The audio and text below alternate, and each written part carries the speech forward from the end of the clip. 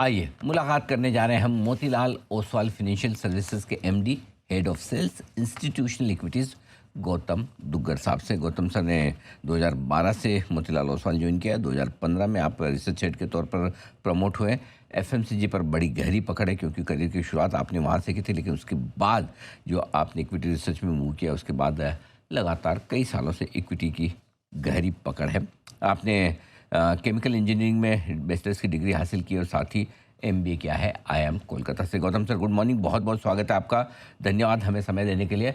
सबसे पहले बाजार के मूड माहौल पर ही आपसे राय लेना चाहता हूँ। क्या समझा जाए इस पूरे ग्लोबल अनसर्टेनिटी के बीच में? क्या लोकल मार्केट्स बेहतर परफॉर्म करने की ताकत रखते हैं हमारे बाजार? Anil ji, good morning. मुझे यहाँ आमंत्रित करने के लिए बहुत बहुत शुक्रिया। धन्यवाद सर। देखिए, मार्केट का मूड काफी फ्लक्चुएटिंग सा रहा है पिछले 5-6 महीनों का। अगर आप दौर देखें तो जब से ये वॉर चालू हुई, हमने एक लो बनाया था करीबन 22,000 के आसपास, और जब एक बार टेम्पररी सेसफायर हुआ, हमने 24,000 के तरफ मार्केट अग्रेसर हुआ। फिर वापस से हॉस्टिलिटीज रिज्यूम हुई, फिर से वॉर के काले बादल मंडराने लगे, तो फिर से बाजार एक एक जगह जाके रुक गया है। अब क्रूड भी बहुत वोलेटाइल रहा है। 100-110 से लेके 72 तक आया, फिर वापस 100 गया, अभी लगभग 80s में चल रहा है। एंड इस बीच में हमारी करेंसी जरा सी भी अप्रिशिएट नहीं हुई है। डिस्पाइट कि थोड़ा सा वॉर को लेके कंसर्न्स कम हुए थे, तब भी हमारी करेंसी अप्रिशिएट नहीं हुई है। हमने दो पॉजिटिव चीजें देखी इस बीच। एक, मिड जून के बाद जब ये पहला सीज फायर का अनाउंसमेंट हुआ, फॉरेन इंस्टीट्यूशनल इन्वेस्टर्स की, जो विदेशी निवेशक हैं, उनकी बिकवाली थोड़ी सी कम हुई। In fact second half of the June में, 15 जून से लेके 30 जून का अगर आप नंबर देखते हैं, तो एफआई नंबर पॉजिटिव था। फिर वापस से जब से वॉर फिर से चालू हुआ, वो नंबर फिर से नेगेटिव होने लगा है। दूसरा जो हमने पॉजिटिव चीज देखा हुआ है अर्निंग्स में। कॉर्पोरेट अर्निंग्स काफी स्ट्रांग रही है अभी तक। जो 128 कंपनीज हमारे कवरेज में जिन्होंने अपने नतीजे डिक्लेयर किए हैं, उनका मुनाफा करीबन 18% से ग्रो किया है। एक्सपेक्टेशन 14% की थी। लेकिन इंडियन मार्केट की जो एक बड़ी कहानी रही है पिछले 2-3 सालों से, वो रही है निफ्टी के बाहर। अगर आप देखें तो निफ्टी ने 2 साल 2.5 साल में कुछ नहीं किया है, बट बॉटम अप बेसिस पे आपने कई सारे सेक्टर्स में कई सारे स्टॉक्स देखे हैं जहां पे अर्निंग्स और मार्केट कैप परफॉर्मेंस बहुत अच्छी रही है। मुझे लगता है नियर टर्म में यही स्टोरी चालू रहेगी। अगर आप केवल निफ्टी को देखेंगे तो इंडेक्स में आपको बहुत ज्यादा मूवमेंट नहीं दिखेगी, बिकॉज इंडेक्स में कई सारे स्टॉक्स ऐसे हैं जहां पे ग्रोथ थम सी गई है। हमने जो एनालिसिस किया था, निफ्टी के जो 50 कंपनीज हैं, उसमें करीबन करीबन 25 से 27 ऐसे कंपनीज हैं जहां पे ग्रोथ ना के बराबर है, या आप कह सकते हैं कि 5 से 10% के बीच में है। लेकिन अगर आप मिड कैप देखें, स्मॉल कैप देखें, वहां पे काफी सारी एक्साइटमेंट रही है। आपको एक नंबर बताता हूँ, FY 26 में जो हमारे कवरेज के 380 कंपनीज रही है, उनका अर्निंग्स ग्रोथ 15% था। निफ्टी 500 का भी अर्निंग्स ग्रोथ 15% था, लेकिन निफ्टी 50 का अर्निंग्स ग्रोथ केवल 5% था। अब ये जो 15% का ग्रोथ है, अनिल जी, अगर आप इसको बाइफरकेट करें स्मॉल, मिड और लार्ज कैप में, तो लास्ट ईयर क्लोजिंग बेसिस पे FY 26 में लार्ज कैप्स का ग्रोथ करीबन 13% था। मिड कैप ने, जो हमारे कवरेज में करीबन 110 मिड कैप है out of 150 total mid caps, उनका ग्रोथ 24% था। देखिए, लार्ज कैप का 13, मिड कैप का 24 था, और स्मॉल कैप का 11% था। अब जो कहानी बदल रही है फिर से ये साल से लेकर अगले 2 साल तक, और उसके अर्ली रिजल्ट्स हमें ये क्वार्टर के रिजल्ट्स में अभी तक दिखने को आए हैं। स्मॉल कैप के नंबर्स यहाँ से टर्न अराउंड हो गए। पिछले 3 साल में स्मॉल कैप का अर्निंग्स बहुत ही म्यूटेड रहा है। 10% का अर्निंग सीएजीआर रहा है पिछले 3 साल में स्मॉल कैप का, जबकि मिड कैप का 19% था और लार्ज कैप का 13% था। अब इस लो बेस पे हमारी जो एनालिस्ट टीम है, उन्होंने अनुमान बनाया है कि ये साल 30% और अगले साल फिर से 30%, तो 30% अर्निंग सीएजीआर की उम्मीद है। अभी तक जो 50 स्मॉल कैप कंपनीज के नतीजे आए हैं, वहां पे हमने देखा है कि 45% अर्निंग्स ग्रोथ आया है वर्सेस एक्सपेक्टेशन ऑफ 42%। तो जो मार्केट का आपने एक सवाल पूछा, मुझे लगता है सेंटिमेंट बहुत ही बैलेंस्ड रहेगा। जितना सप्लाई मार्केट में है आईपीओस का, क्यूआईपीस का, प्रोमोटर ब्लॉक्स का, प्राइवेट इक्विटी ब्लॉक्स का, एक कैप सा बना रहेगा ओवरऑल इंडेक्स लेवल पे। बट बॉटम अप बेसिस पे आपको बहुत सारा एक्शन देखने मिलेगा। और आगे के जो मार्केट के ट्रेंड्स रहेंगे, मुझे लगता है दो बड़ी चीजें डिसाइड करेंगी। एक, पिछले 2 साल से nominal GDP growth single digit में रहा है। इस साल वो 12 से 13% पे जा रहा है बिकॉज़ इन्फ्लेशन वापस आया है। इसके वजह से जो कॉर्पोरेट इंडिया की रेवेन्यू ग्रोथ रहेगी, वो काफ़ी अच्छी रहेगी। ये क्वार्टर में जब हमने हमारा प्रीव्यू पब्लिश किया था लगभग 3 हफ्ता पहले, हमने ये प्रेडिक्ट किया था कि ये क्वार्टर में 17% रेवेन्यू ग्रोथ रहेगी और अभी तक इन लाइन चल रही है। तो ये जो 17% रेवेन्यू ग्रोथ है, ये दिसंबर 2022 वाले क्वार्टर के बाद से सबसे अच्छी रेवेन्यू ग्रोथ है। सो ओवरऑल आपको इंडेक्स लेवल पे 8-10% अर्निंग्स ग्रोथ दिखेगा निफ्टी 50 में, लेकिन मिड कैप और स्मॉल कैप्स में आपके अर्निंग्स ग्रोथ काफ़ी अच्छी रहेगी और बाज़ार भी उसी तरह से मूव करेगा। ये हमारा टॉप डाउन एनालिसिस है बाज़ार को लेके। बिल्कुल, तो बिल्कुल डेटा और नंबर्स के साथ आपको गौतम सर ने बताया कि किस तरह से बाज़ार में एक्शन नंबर्स के लिहाज से मजबूती की तरफ बढ़ रहा है और इस लिहाज से आपको स्टॉक स्पेसिफिक अप्रोच इस बाज़ार में रखनी होगी।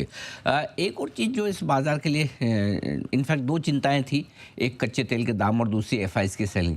क्या लगता है आपको इन दोनों से जो राहत मिल रही है इसे टेम्परेरी समझें या परमानेंट? देखिए, क्रूड प्रेडिक्ट करना ना के बराबर है और आप देखें कि बाजार भी जब क्रूड को रिएक्शन देता है, बहुत अलग तरीके से देखता है क्योंकि वेरिएबल्स बदलते हैं। अनिल जी, आप कई लंबे समय से बाजार में रहे हैं।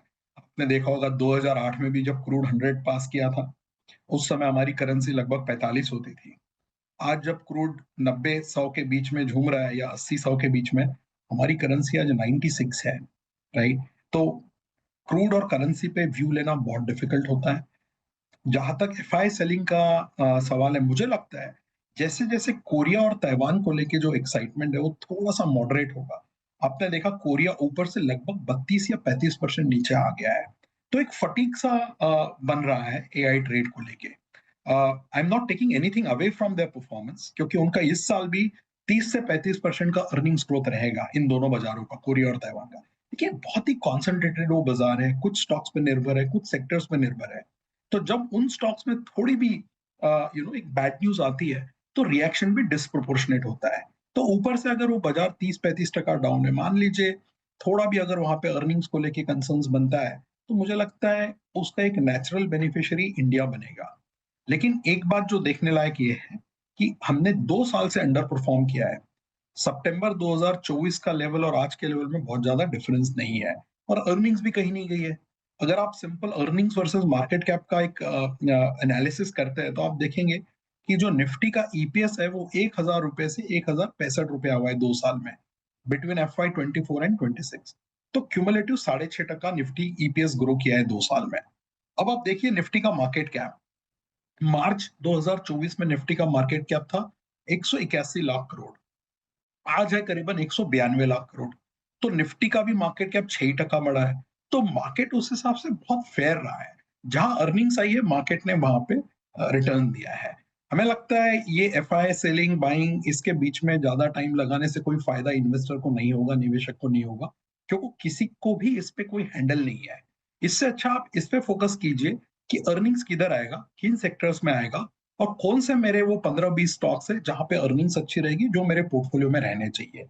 मुझे लगता है ये बॉटम अप वाला जो दौर चालू हुआ है पिछले 2 साल से, ये साल भी मुझे लगता है कंटिन्यू होगा। हालाँकि हमारे एक्सपेक्टेशंस इस साल है कि निफ्टी के अर्निंग्स 12% ग्रो करेंगे। और अगर निफ्टी का अर्निंग्स 12% ग्रो करता है, जो पीई पे निफ्टी है 18.5 से 19 के, तो ये एक्सपेक्ट करना कि निफ्टी भी लगभग 10 से 12% रिटर्न देगा, इसमें कोई ज़्यादती नहीं होगी। और अगर निफ्टी 12% रिटर्न देता है, तो इंडेक्स में 50 स्टॉक है, आपको अपने 10 स्टॉक ऐसे चुनने हैं, जो वो 12% के इंडेक्स में 20% से ज़्यादा रिटर्न दे। लास्ट ईयर भी हमने देखा, निफ्टी इंडेक्स कहीं नहीं गया ज़्यादातर, बट निफ्टी में जो बेस्ट परफॉर्मिंग स्टॉक था, उसने 76% रिटर्न दिया श्रीराम फाइनेंस ने और जो वर्स्ट परफॉर्मिंग स्टॉक था लास्ट ईयर का, ट्रेंड, उसने 35% डिक्लाइन दिया। तो in a range bound index also the dispersion of return जो जिसे हम कहते हैं, वो बहुत ज़्यादा होता है।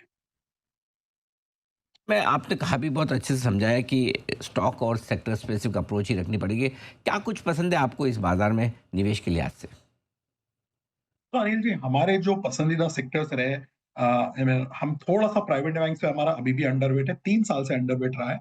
हम अभी भी अंडरवेट है, लेकिन विद इन प्राइवेट बैंक्स हमने हमारा जो मॉडल पोर्टफोलियो में वेट है, वो मिड और स्मॉल प्राइवेट सेक्टर बैंक्स की तरफ एलोकेट किया है। तो जैसे हमने HDFC bank, ICICI bank, SBI bank, ये तीनों से 100 बेसिस पॉइंट निकाल के आरबीएल नया स्टॉक ऐड किया था मॉडल पोर्टफोलियो में।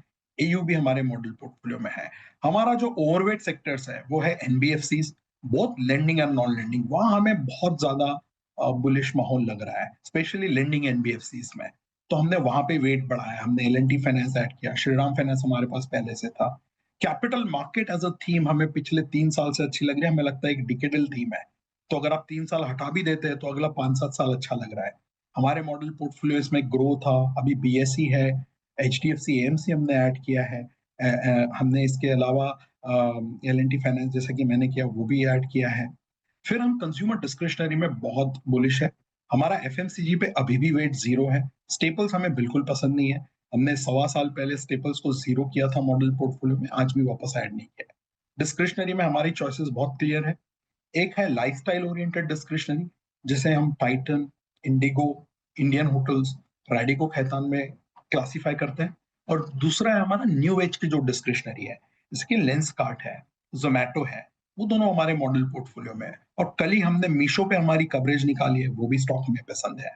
तीसरा इंडस्ट्रियल्स वाले कोहोर्ट पे आते हैं, जहां पे हमें डिफेंस में थोड़ी तेजी लगती है, लेकिन more importantly power transformer as a जो प्ले है, जैसे मैं कहता हूँ poor man's data centre play, right? So likes of कोयल, जीटीएनडी हमने मॉडल पोर्टफोलियो में ऐड किया है। डिक्सन पे हमारी बहुत पॉजिटिव व्यू रही है, तो इंडस्ट्रियल्स में हम ओवरवेट है। एंड लास्टली फार्मा में हमने कुछ चुनिंदा चेंजेस किए हैं। हॉस्पिटल्स में हमने अपोलो हॉस्पिटल ऐड किया है, मेदांता हमारे पास पहले से था। ऑटो में हमें अभी भी एम&एम और टीवीएस मोटर्स पे ज्यादा बायस्ड है। हमारे मॉडल पोर्टफोलियो में अभी भी टीवीएस, एम&एम, गैब्रियल और हैप्पी फोर्जिंग है। टॉप डाउन अगर आप देखते हैं अनिल जी, तो जो हमारी पसंद रही है, हमने इस क्वार्टर में लार्ज कैप से 700 बेसिस पॉइंट का वेट निकाल के मिड और स्मॉल कैप्स में ऐड किया है। सो क्लियरली जहां अर्निंग्स है, वही हम हमारे मॉडल पोर्टफोलियो को शिफ्ट करते जा रहे हैं पिछले 2 साल से। इसलिए इतना अंडर परफॉर्मेंस होने के बावजूद हमारे पास प्राइवेट बैंक आज भी अंडर वेट है, कंज्यूमर स्टेपल्स में हमारा जीरो वेट है, और आईटी भी हम अंडर वेट है। तो बेहतरीन आपने पोर्टफोलियो बनाया और काफ़ी ज़बरदस्त स्टार परफॉर्मर और विनर आपके पोर्टफोलियो में शामिल है, जो गौतम सर ने आपको बताया। इन्हें आप नोट कर लें। सर बहुत बहुत धन्यवाद आपका, आपने समय दिया और विस्तार से बाजार के डायरेक्शन और इन्वेस्टमेंट के मौक़ों पर राय दी।